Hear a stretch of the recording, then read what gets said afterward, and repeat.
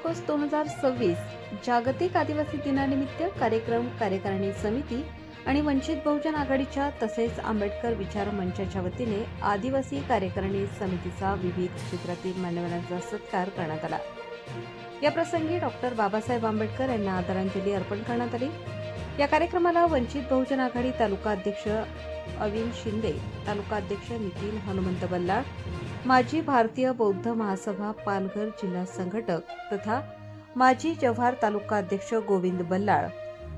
सामाजिक कार्यकर्ते राजेश धात्रक, आरपीआय अध्यक्ष जव्हार इम्रान कोतवाल, संभाजी ब्रिगेड तालुका अध्यक्ष प्राध्यापक वसंत धांडे, जगताप सर, प्रबंधभूमी महाराष्ट्र न्यूज,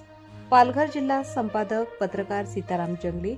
पत्रकार कल्पेश लोखंडे, सामाजिक कार्यकर्ते पंकज मुकणे, दिनकर तपासे, रमेश केदार, मधुरा तपासे, विद्या शिंदे, कृतिका साळवे, इम्रान कोतवाल, संभाजी ब्रिगेड पालघर जिल्हाध्यक्ष साजिद भाई मेमन, सामाजिक कार्यकर्ते मयूर केदार, शुभम उत्पुरे, विजय अधिकार यांच्यासह मान्यवर, ग्रामस्थ आणि पत्रकार मोठ्या संख्येने उपस्थित होते।